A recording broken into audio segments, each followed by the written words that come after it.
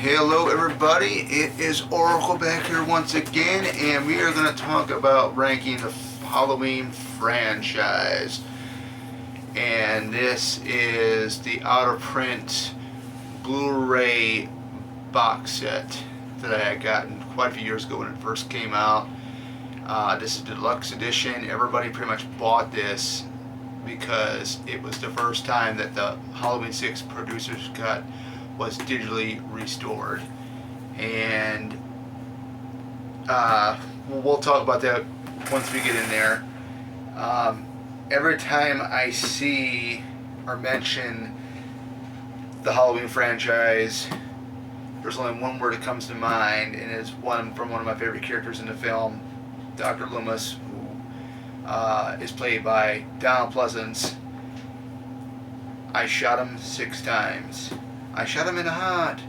I shot him 6 times. This guy, this man, he's not human.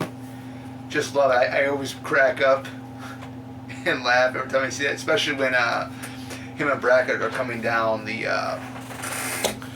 road, and he hears a bunch of kids laughing, and slow down, order, look.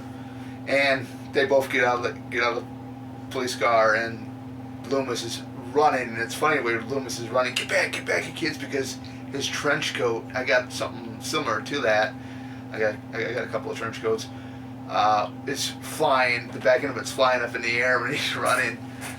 But anyways, we're gonna go ahead and rank them, and we're also gonna include Halloween 2018 and Halloween Kills, which is not a part of this box set. So, all right, we're gonna go with the first one with John Carpenter's classic, very, very good. You didn't need a lot of blood. This is the introduction, the debut of Jamie Lee Curtis. So this was one of those things where it was scary, but you didn't need a lot of gore. Unlike Friday the 13th, where there's gore and there's tons of nudity, which I'm so used to seeing stuff like that in film anyway. It was very, very cheaply made, if I can remember. Because I remember seeing a couple of interviews of about John Carpenter, Deborah Hill, who no longer is with us, and it was shot out there in South Pasadena, California. Deborah Hill had this idea. I think she was from Haddonfield or something, but they decided to make it fictional where it's Haddonfield, Illinois. So I live in Illinois. There is no Haddonfield, Illinois, everybody. But I think it's cool that this character, the Shape, Michael Myers, represents Illinois at a horror standpoint. Of course, we got Chucky from Child's Play. That all took place in Chicago. But besides that, I think it's really, really cool that Illinois has its own story, and it's the Halloween story. So, yeah, Halloween, going back to Halloween 1, I think, the opening kill with Judith Myers getting killed from the first-person view of young Michael, I thought that was really well done. All the characters were great. I mean, you can't go wrong with any of them. However, when you get, what's her name, that plays Linda. I'm trying to think who's the actress that plays PJ Souls. I was going to take it out of the box here, but PJ Souls, who plays Linda, every word that comes out of her character is totally. I think the most creepiest scene, there's a couple creepy scenes in this film. I think the one where Nancy Loomis is walking on the sidewalk home from school. She is with Lori, and Lori does see Michael, and he goes walking past the bushes because he's standing there from a further distance. But as they get closer, he walks. I thought that was pretty weird. But if you look at the scene really closely, you can see smoke coming onto the picture. And that's actually John Carpenter, because he smokes, and it's actually his cigarette. The smoke from it is coming from that if you pay attention to it really real closely, you can actually see that in the film. Just a little bit of a blooper, as you can say. And I think the most scariest thing about Michael Myers is in one scene where Laurie realizes and finds out that okay, her friend is dead. You know, I'm trying to offhand. I don't watch these too much, but because it's not really my favorite franchise. Everybody knows me for like Friday the 13th and Scream, but Nancy Loomis's character is already dead, and you notice that the whole thing with the tombstone. Well, when Laurie backs up, it's in a darkened corner, and all of a sudden comes in the fade in the camera real slowly as Michael the mask. I thought that was so effective. If you had to, if I had to rank, I'm gonna rank this one right now. Halloween 1 would be number 1. We're gonna get to Halloween 2 here. This is the original Halloween 2, not the Rob Zombie Halloween 2. But Halloween 2 picks up the same night. It's basically the same. It's basically the same. It's the same story. Of course, you got Dick Warlock playing Michael instead of Nick Castle. You can tell the difference. Difference in the mask, difference in the walk, the body gestures that Dick Warlock makes, especially that whole scene where he's going downstairs in the Haddonfield Memorial Hospital, and the way he was walking, he looked very, very robotic like. So you got Mr. Garrett, you have quite a few nurses. We're going to talk about a glitch that they messed up in Resurrection that was in this film. Because in Resurrection, the mental patient that is talking about Michael Myers says he killed 3 nurses and a paramedic. He killed 4 nurses and a paramedic. If you count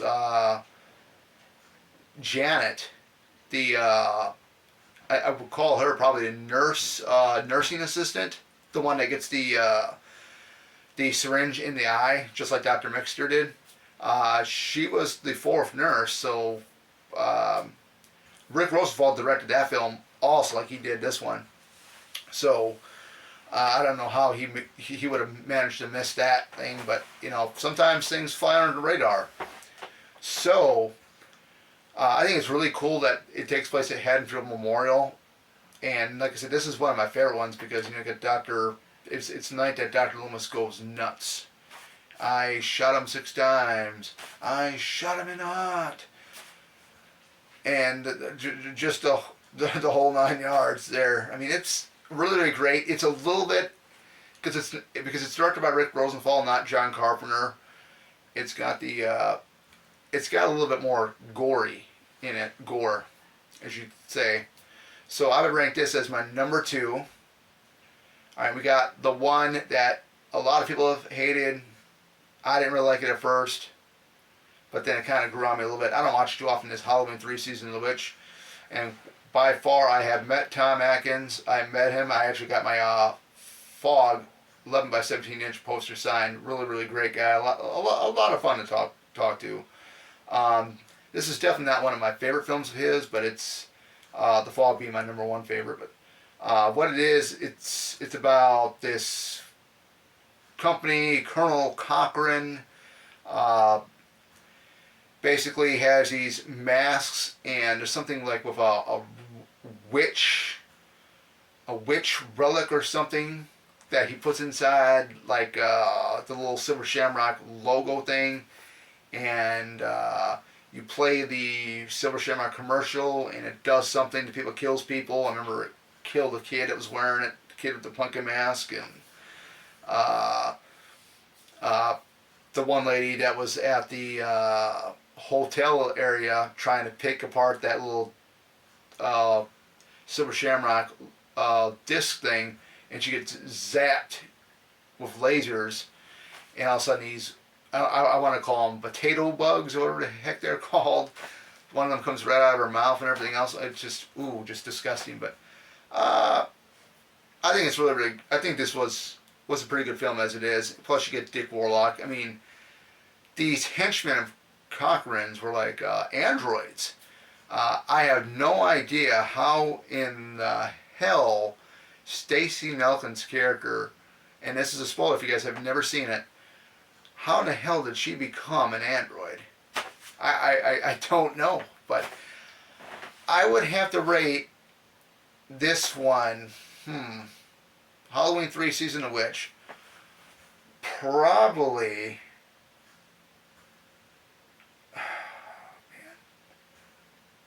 I would probably rate it at number 8. I think it's good. The only problem is I think it fooled a lot of people because it had Halloween in the title and Season of the Witch is a subtitle. Everybody thought Michael Myers was in the film. He was in the film on a TV commercial for the first Halloween, but that's really not legit. But my next one is a favorite of mine. And going back with Halloween 3 before we talk about my next one here, Halloween 3, it was going to be an anthology set. It was going to be different. It was going to be the same title, but it was going to have a different story because they were done with the Michael Myers storyline with Halloween 2. I thought that was a little bit of a side note. But my next favorite would have to be. And actually, I'm going to go ahead and re-rank them after this video after I talk about each of them. Okay, so that'll be a lot better. I might have to make a 2-parter video because I don't think my video can actually play anything past 24 minutes. So we'll continue this probably in the next video to be continued. But my next favorite would be Halloween 4, The Return of Michael Myers. I do not watch this one much, and there's a reason why. It's because I always felt that this film here, that Dwight H. Little did, and this is the introduction to Daniel Harris as Jamie Lloyd. And this is actually, I think, this is actually Daniel Harris's very first film. She celebrated her 12th and 13th birthday on Halloween 4 and then on Halloween 5. And this one takes place 10 years after the events of the second film, which basically the first 2 films, because they're all in one night. And he's in a coma. Michael's in a coma after being burnt to a crisp. And somehow he magically awakens when they take him out of Ridgemont Sanitarium. They're going to transfer him to Smith's Grove. And right when one of the EMTs mentions that he has a niece in Haddonfield, which the other EMT had asked if he had any other living relatives, right when that was mentioned about he had a niece, he magically awakens. This one is very, very chilling to me. I always get goosebumps every time I watch it. The reasoning for that is it's the way it was shot. The blue lighting, the darkness. They're in Meeker's house. They have it all boarded up. The scene that really got me going was when Deputy, I think it's Deputy Logan, is sitting in that rocker, and there's this long hallway. He's sitting inside a rocking chair at the front door of the house with his shotgun, right? He's rocking, and in that very long hallway, you see part of Michael's mask from a glimpse. That just gets me going every single time. That's the reason why I don't watch it, because the Thorn trilogy, I think, is the darkest. 5 is like that as well, but there's just something about 4 I really, really enjoy. I don't really watch it too much, but I try to keep that where I don't watch it over and over again like I've done with like Friday the 13th, where it's not scary anymore. But Halloween 4, 1988 was one of my favorites. You could have had 1, 2, 4, and then you could have had H2O and then Resurrection. It would have been fine, but I had to rate Halloween 4, The Return of Myers. It's going to be something when I rate these guys, but and then people complain about the next one, Halloween 5. There's a couple things of Halloween 5 people didn't like, and actually I did meet Daniel Harris at flashback weekend. First time her coming back, she took a long break. She was nice to me. I mean, I had a couple of complaints about, you know, her husband and her friend were being kind of ignorant and rude. And other than that, I mean, Danielle was nice to me when I went up there, but you know, I try not to say, I didn't mention anything about the Halloween franchise talking to her because I know she had mentioned in an interview that I seen that she would get so sick and tired of talking about the same thing, so I talked about Scene Wheel 2, which she was in.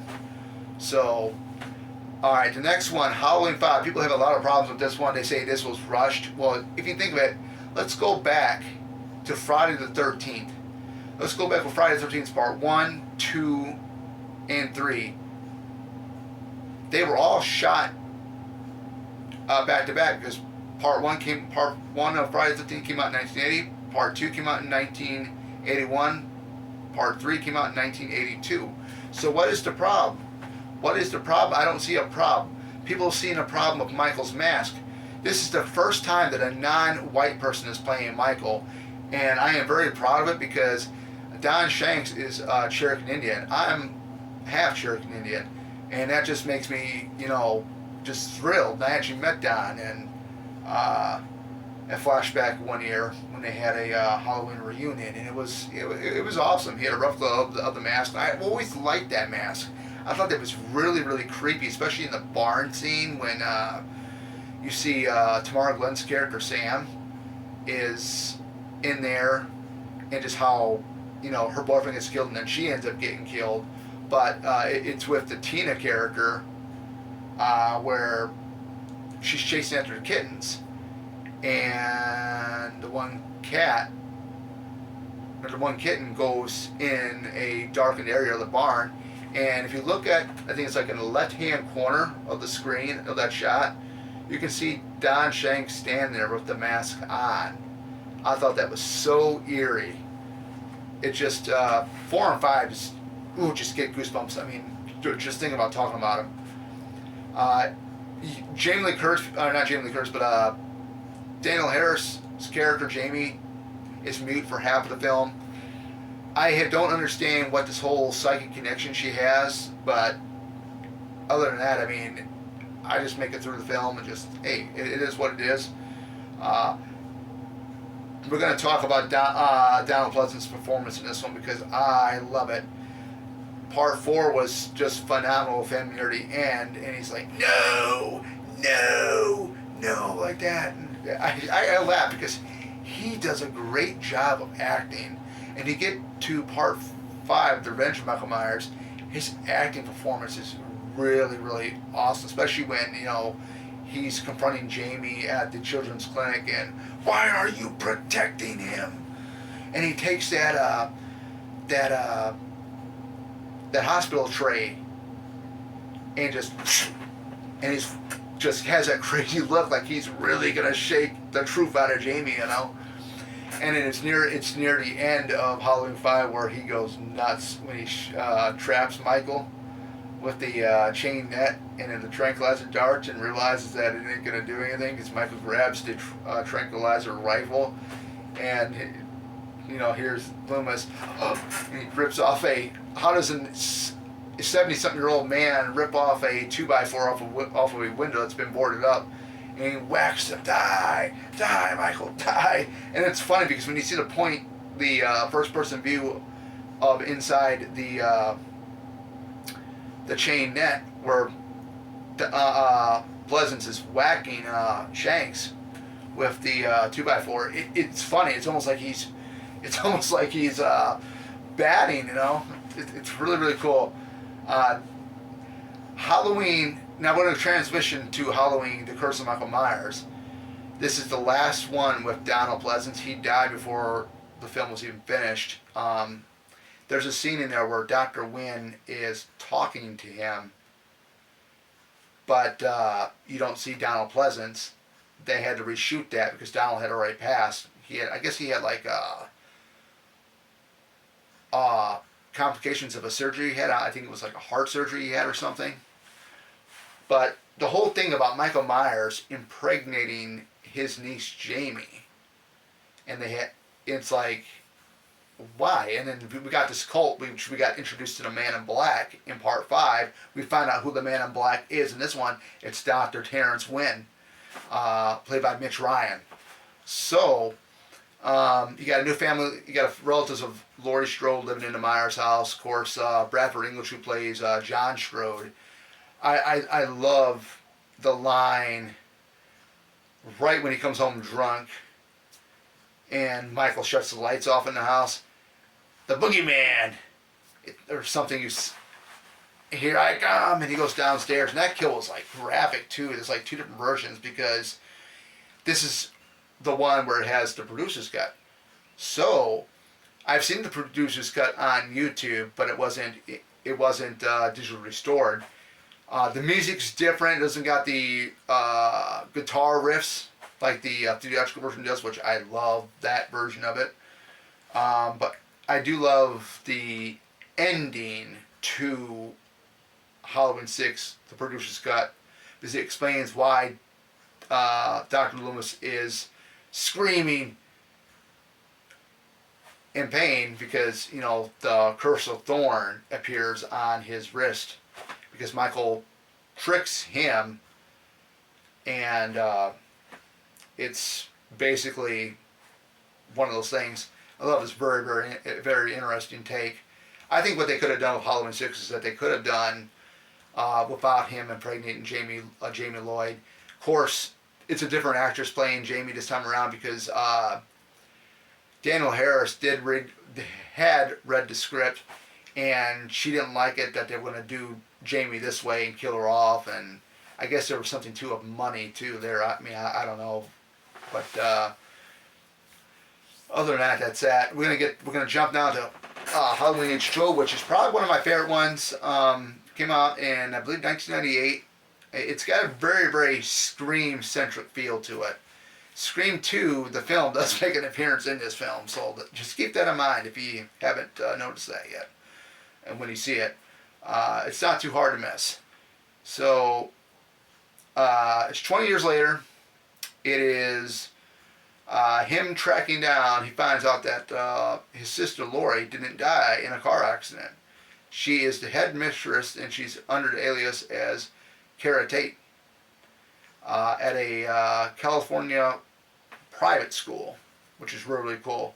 And to think of this, where they shot Halloween H2O, they shot the scene where the finale of Scream 3 at. So that's pretty cool. Great film. I love it. It's one of my favorites. I love LL Cool J as Ronnie, the security guard. I thought he was really great, really funny. He's trying to write a book. He's talking to his girlfriend on the phone, and I remember a couple of the scenes in there when Michael does show up. He notices the car, or the old time. I don't know what they call it. Not a Rolls Royce, but that he stole from this young woman and her daughter when they were going to the bathroom at a rest stop. And he doesn't see anybody. Michael walks past him, behind him. He goes back into the guard shack. He's on the phone with his girlfriend. And Michael's right there, appears right in the window. And then he moves again. And then LL Cool J moves again. And here's Michael again, moves to this window. It's just hilarious. I think Michael, too, the way Michael was walking, Chris Duran that plays him, was hilarious. I used to get made fun of because I actually kind of walk like the character a little bit. But I don't see that. I mean, of course I work out, but I like how they ended it, and then we didn't know if there was going to be another one after this because Laurie chopped his head off because he was wedged in between the van and the tree. And it would have been a great way to end the Halloween franchise. But then we get to Halloween Resurrection, which I thought was really cool. A lot of people don't like Halloween Resurrection. I liked it. Okay, so we know that Michael didn't die. He did what he tricked all of us because a paramedic, he crushed the paramedic's larynx that was checking on him after Laurie stabbed him and he fell off that balcony inside the school.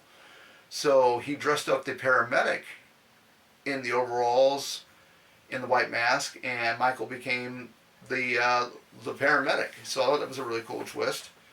I think the whole thing with the cameras inside Michael's house was awesome with the headsets. I thought it was really cool. I did see this one in theater. This was the first Halloween film I saw in theater.